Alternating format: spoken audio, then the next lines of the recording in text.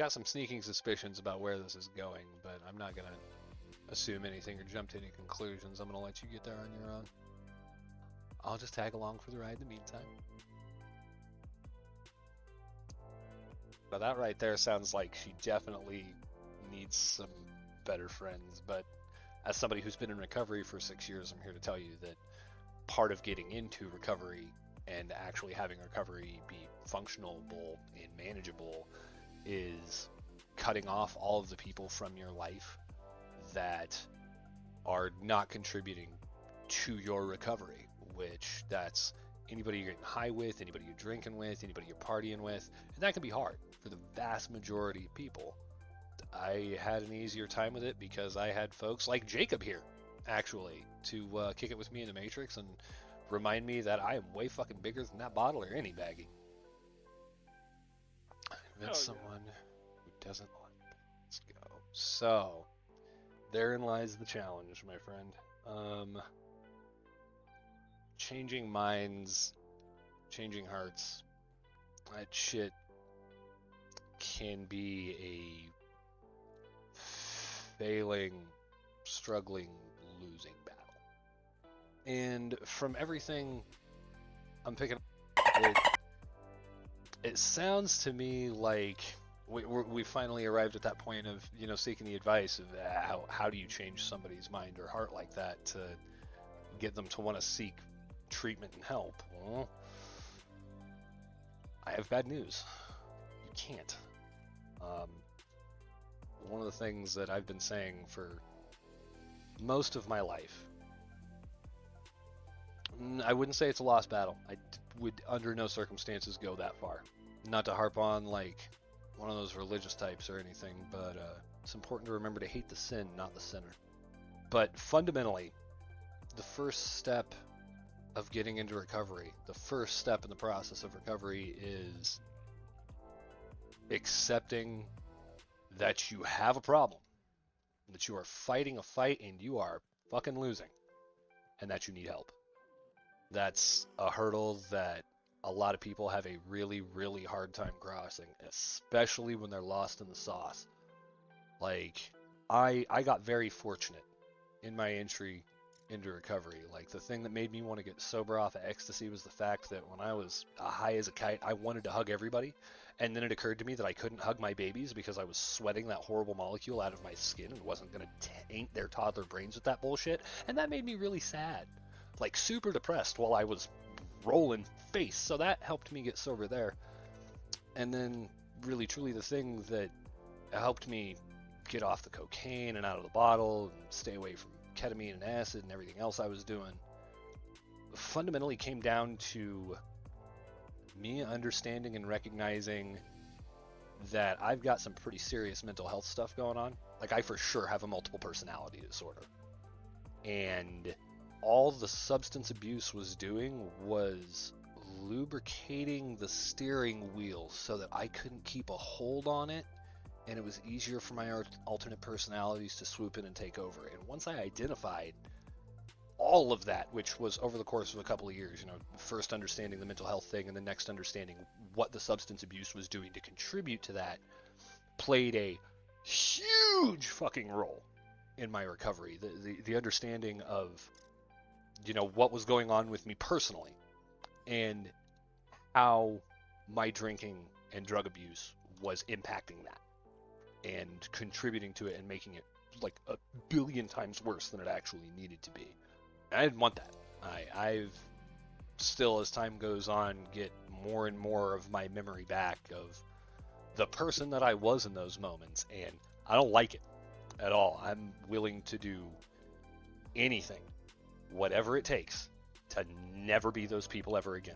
If that means I spend the rest of my life single, isolated in my own personal bubble, hanging out only with my homies in the Matrix, so fucking be it. Because that's what I need. But it took a lot for me to get to that point of understanding that this is what's going on with me. This is how my decisions are contributing to that getting worse and staying worse. And if I don't make some change right now, then there's probably no coming back up. I think anybody can come back up. I really, truly, at the end of the day, believe that anybody can come back up from down there. I'm never going to, oh my goodness, I am never going to try to tell anybody that it's going to be easy. I'm never going to try to tell anybody that it's going to be comfortable or pleasant or that the process is going to be enjoyable, because just like in the market of making other people's choices for them, nor am I in the business of fucking lying to people. I just try to shoot straight, and I'm not going to come to somebody and be like, oh yeah, recovery from addiction is super easy. No, it's one of the most challenging things I've ever done in my entire life, second only to raising kids. That should tell you something. But the only thing I've ever done in my life that has been more rewarding than getting into recovery has been raising kids. I've done a lot of shit. A lot of it's been really rewarding. But the only thing that it falls second to in the rewarding factor is being a dad. The dicey thing at this point, especially like as a third-party observer, is figuring out how you can help. And that can be a huge, huge, colossal problem. Obviously, the bare minimums don't enable, don't encourage, which it sounds to me like you're not. I don't think she's coming to you saying, yo, I need money for dope. Will you spot me the money? I'll pay you back. And you're going along with that. I don't think that's what's happening. Sometimes intervention can be a really effective thing, but interventions can be really, really dicey. It can be very, very challenging to get the person whose life you're trying to intervene in a relaxed and comfortable enough place to receive any kind of communicate from anyone involved in that intervention as anything other than an attack. Not to mention assembling the intervention in such a fashion that none of it can be construed as an attack. Not that it's not coming across as one, but that it couldn't possibly be construed as one.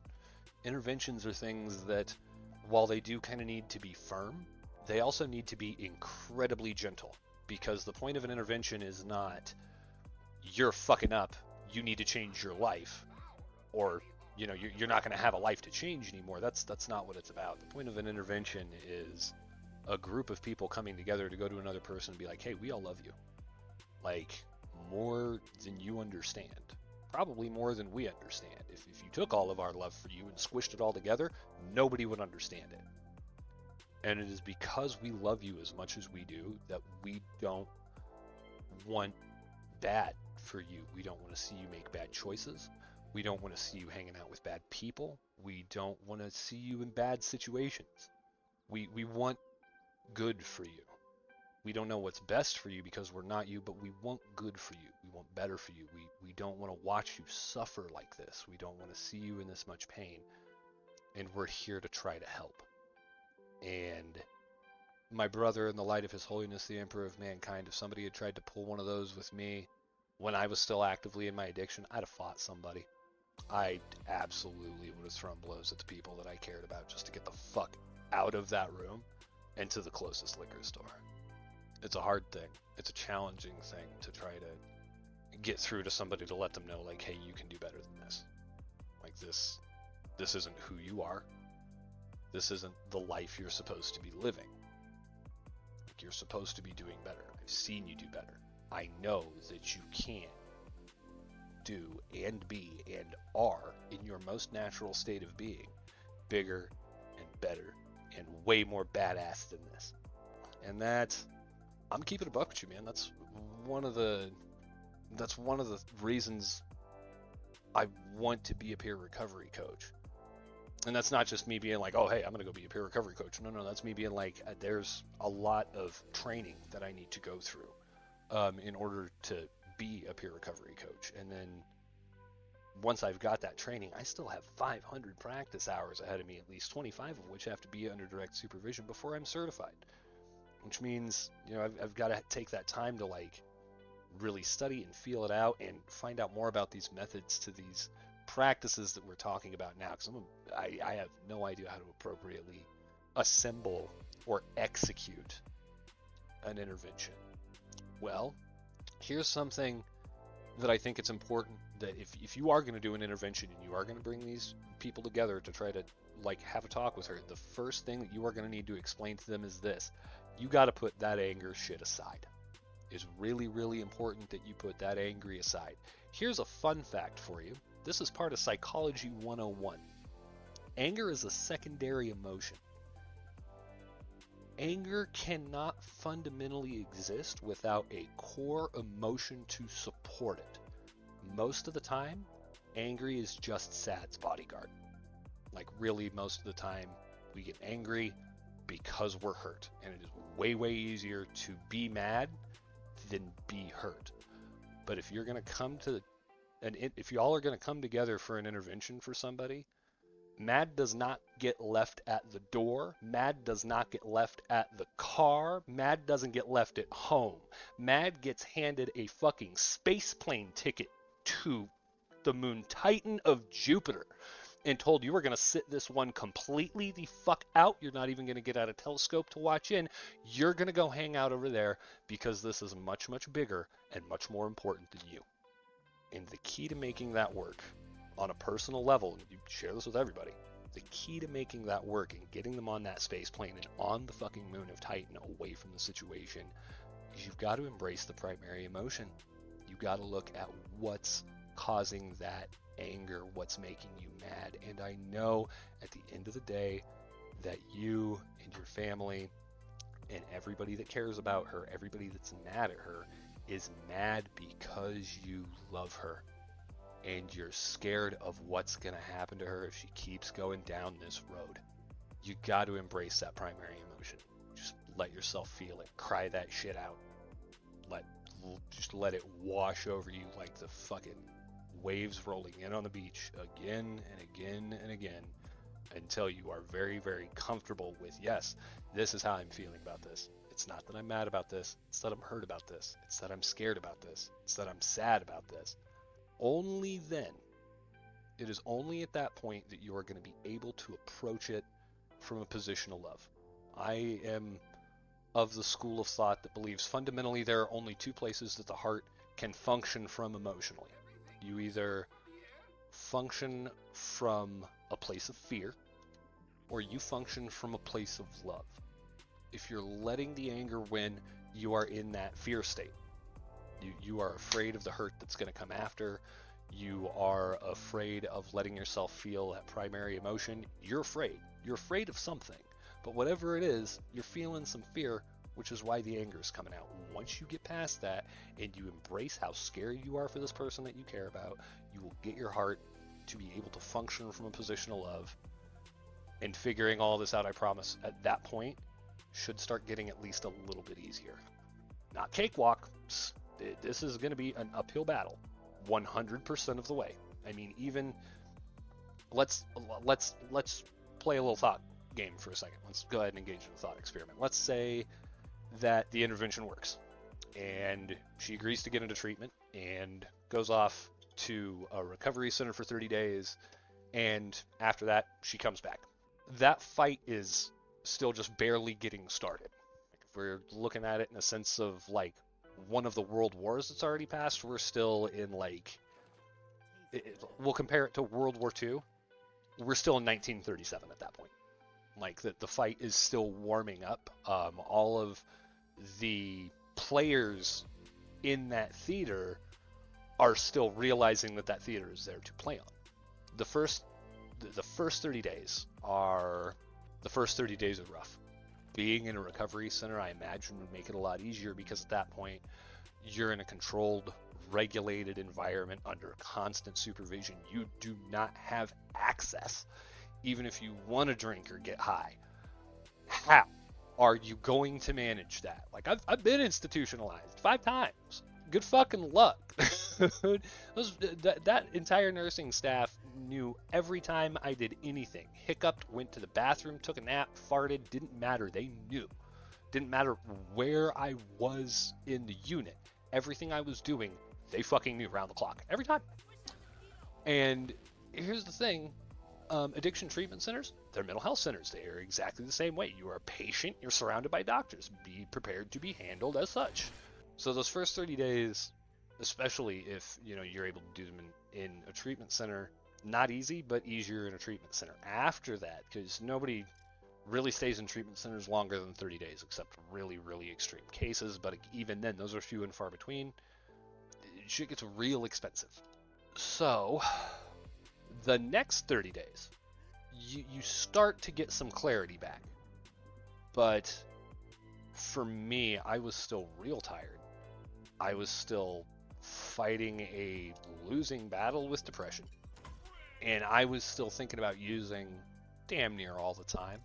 Days 31 through 90 are a challenge for the reason of the fight starts drawing on. You do anything for a month and you start to feel like every time you do it, it takes a little bit more time than the time you did it before. I mean, shit, even something like streaming. Like, I've been hacking away at this for over a month now, and, it used to be, like in the beginning, it's like, oh yeah, stream 5, 6, 7 hours. It barely felt like 3. Like, I keep going, I'm just not, because I got other stuff that I got to do. Now, I've been out here an hour and a half. I already feel like I've been out here too. It's not that I'm having less fun with it, it's just that it feels like it's taking longer, I guess. And if you're not having fun with something, that feeling gets exponentially worse. Here is fundamentally, in my opinion, the biggest trick. This is the key imperative thing that is wildly challenging to try to accomplish. But if you can pull this off, once you pull this off, that's the part where it starts getting easier. This is the part where if you can get to, you're going to be okay. What I had to do for me in order for my recovery to actually work was I had to, in a nutshell, set my life on fire. I controlled demoed the whole thing all the way down to the foundation, and then I ripped up the foundation. And then I looked at the earth that the foundation was sitting on. I dug all of it out. I torched my entire life and routine back to nothing and rebuilt it. And when I rebuilt it busy. In such a fashion that even on the days or in the moments where there's a part of me that's like, man, I miss scotch. Shit, I fucking absolutely go for a fat white caterpillar crawling up my nose right now. Somebody were to fucking slide a fucking purple Louis Vuitton across the counter to me right now, I would not say no. In those moments, when I have those moments where I feel like I could have a moment of weakness if the opportunity presented itself, I don't. It doesn't matter. Because I'm fucking busy. I am way too fucking preoccupied with other shit to try to focus on something like a drink or a high. Like, I mean, smoking weed is a totally different thing. Like, I want to be clear about that right now. Cannabis has been my psych meds since I was about 15. The doctors prescribed me over 4 dozen different things to try to get my mental health under control, and the only thing that's ever helped to balance me out has been the grain. That's never going away. I keep smoking cigarettes, though. But, I mean, as far as, like, the nicotine and the caffeine and the sugar and all that goes, that's basically my subs for the substances that I'm in recovery from. And to that effect, those aren't going away. Are they healthy for me? Abso-fucking-lutely not. Are they healthier than the shit that I was doing to myself? Oh god, yeah, 100 billion%.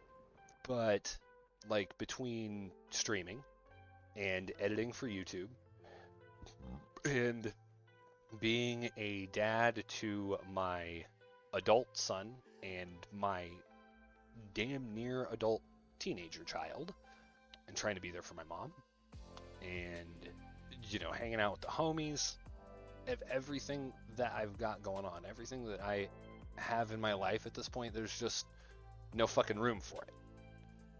Like, I've definitely had a lot of moments of weakness this past year where I was just like, yeah, no, I could go back to a rave. I could fall off that wagon for a little bit. Fuck it, why not? Why the fuck did I come over here? Fundamentally, that's the key. You gotta build a life for yourself that doesn't have room for the substance abuse in it. And at the end of the day, the addict has to want that. You can want that for somebody else all you care to. But until they want it for themselves, and they're actually serious about it, there's nothing anyone can do, including themselves. They have to want the change in order to actually affect the change. And let's, again, remember that getting into recovery from addiction is a shitload of change. It's a lot of change.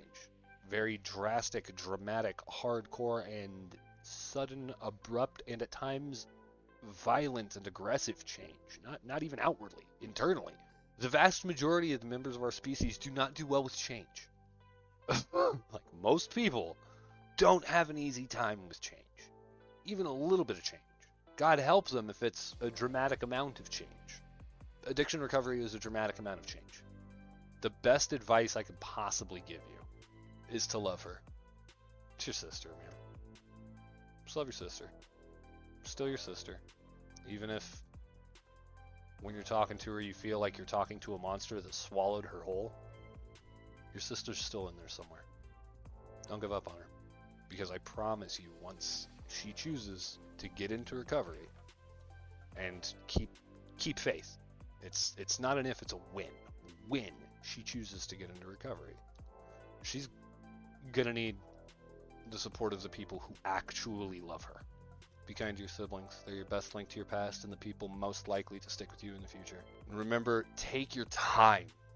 But don't rush anything. I promise, if you rush it, it's gonna go sideways, and you don't want that. Like, I know what you're aiming for here, and the very best thing you can do to reach that target is be patient. Be patient with yourself, be patient with your sister, be patient with everybody involved, and make sure that everybody involved also knows that they need to be patient. It might take you a fat minute to plan out this intervention. Whatever you do, don't rush it. Don't force it. Let everything come gently and naturally and from a place of love, and you will have much better luck than otherwise. You don't want to do an ultimatum. You definitely don't want to do an ultimatum, because an ultimatum, by definition, is an act of aggression. It is an action that you take to demonstrate, hey, here's the line, and this is what it looks like when you cross it. An ultimatum is not what you want, because that's an act of aggression that's coming from a place of fear. And again, I know for a fact that you are scared shitless for your sister right now. Functioning from a place of fear is not going to be helpful, and I know that you already know that. So scrap the ultimatum idea. You don't want to go anywhere near that. That's going to start fires. You're trying to put those out. I believe in you, man. And even though I don't know, I believe in your sister too. I believe that every addict on the surface of this planet has the power and capacity to conquer their addiction. And I also believe that none of us could do it alone. I know these things to be true. Deep breaths. I always tell people, just take it one day at a time. If one day at a time is too much, no big deal. Take it 1 hour at a time. If 1 hour at a time is too much, no big deal. Take it 1 minute at a time. If 1 minute at a time is too much, it's no big deal. Take it 1 second at a time. If 1 second at a time is too much, it's still no big deal. Welcome to my world, where we all take things one breath at a time, just one at a time. And then back out. Take it 1 breath at a time. And remember to take it easy. Nothing good ever came out of panicking. Nothing good ever came out of flying off the handle.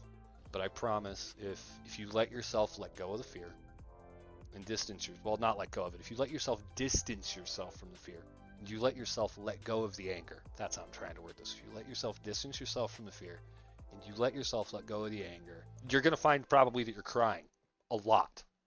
That's okay, because that means that you are moving into the point of functioning exclusively from a place of love. That's what you want for this. That's where magic happens. Like real, actual, honest-to-God magic. That was one of my favorite things that ever came out of the entirety of Harry Potter, fuck all turfs.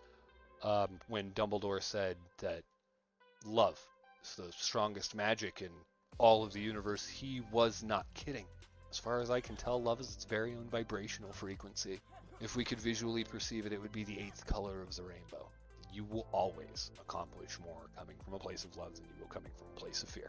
And yes, I will be one of the very first people to stand up and say, hi there, my name's Bor, and it was really hard for me to let go of the fear. There's an old Buddhist saying, let go or be dragged. It's pretty well accurate. You will let go of the things that are dragging you along, or you will be dragged along by them. Let go or be dragged. And as you said in the beginning, you just got a hard time letting go of your past. Brother, I'm here to tell you we all do. Letting go is fucking hard. It's fucking scary most of the time. The vast majority of us, all of us, fundamentally are seeking a sense of identity. We're all trying to have some sense of self and who and what the fuck we actually are. And for all of us, that sense of self comes from different places. The vast majority of people draw very, very heavily on their past for sense of self. So that letting go of the past can, in a lot of ways, for a lot of people, be a relinquishing of sense of self, which, oh my god, that's, you fucking ask me to gouge my eye out with a spider fang. That'll be easier for me to do. Like, ask me to let spiders crawl in my ears and up my nose and in my mouth and shit. That would be easier for me to do than give up that sense of self. Mind you, I'm speaking from a point of like pre-giving up my sense of self to be able to actually facilitate recovery, which that's part of it. Because the addiction is part of your identity. Once an addict, always an addict. I'm still an addict. I just happen to be an addict in recovery. And there is fundamentally a difference between an addict and an addict in recovery. But they are both, we're both still addicts. Like we're both still the same substance abusing motherfuckers. Just one of us has actively chosen, I don't want this anymore, and I want it so little anymore that frankly I'm willing to chop off part of my left arm to get there.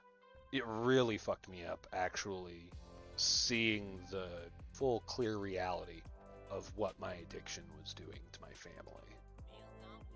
And maybe this will serve as tremendous help for some others. Maybe somebody else stumbles upon this VOD and this is exactly what they needed to hear. So while I'm just rambling somewhat aimlessly, quick reminder, man, everybody can beat addiction. If I can beat it, anybody can beat it. Do I think anybody can beat it alone? No, absolutely not. Everybody needs help in this fight. But everybody can win this fight too. Just in case nobody's told you and you need to hear this, you're bigger than it. You're bigger than the bottle. You're bigger than that baggie. You're bigger than all the voices that are telling you that you're lesser and that you need this to feel better. You're bigger than those feelings. You were always bigger than those feelings. You just had a moment of weakness, which is okay. We all have them. But now that you've seen that that was your moment, take a deep breath and let's go at it again. I've said it once, say it again, and I cannot stress this part enough. Everything is always all right in the end. Everything is always okay in the end. If it's not okay, it's not the end.